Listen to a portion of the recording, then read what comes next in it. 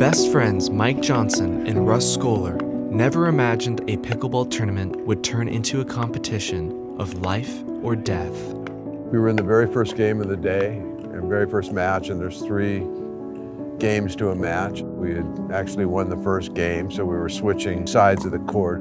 As we walked across to the other side, Russ said that he was a little dizzy and was going to lay down. I had no chest pain. I had had previous cardiac events, so I was a little familiar with that, and I really felt pretty good. I just got a little dizzy, and I told Mike, I said, you know, I'm gonna sit down for a minute here. Then I remember laying down, and that's all I remember. I didn't think anything of it, but Russ laid down on the ground on the other side of the court. About 1 minute and 45 seconds into our 2-minute break, the referee called and said, okay, time for the next game. And I looked at Russ and he wasn't moving. I knew he has a cardiac history. He's had a couple heart events, so I automatically assumed that there was something, something wrong. I gave him some chest compressions.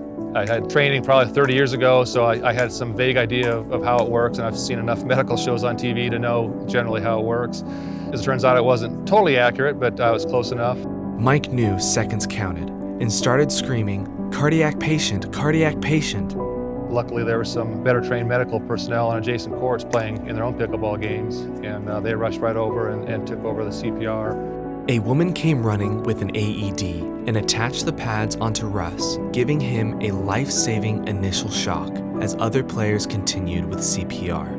I woke up and there was a village of strangers around me. Then the paramedics came, which probably would have been too late. It was almost the perfect storm because there were medical people nearby.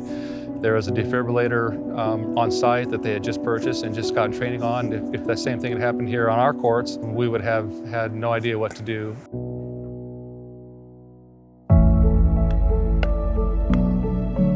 Mike's quick thinking set into motion life-saving efforts that saved the life of his best friend. At that time, I was having my first grandchild was on the way. That was almost taken away from me.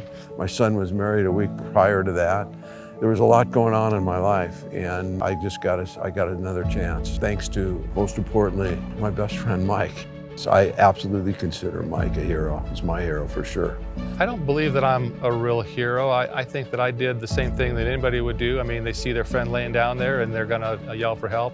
I guess maybe the heroic part was just the fact that I did something rather than nothing. I think, frankly, that the real heroes are the ones that jumped in and gave him the real good CPR and hooked him up to the defibrillator. I mean, they're the ones that really brought him back. If there's anything heroic I did, it was nothing that anybody else wouldn't have done. Russ and Mike's life-saving connection and love for pickleball can't be broken. We're still playing tournaments. I play every day out here, and what a gift. I mean, I come out here smiling every day. I know that this might not have happened. Yeah, you know, it's a wonderful blessing.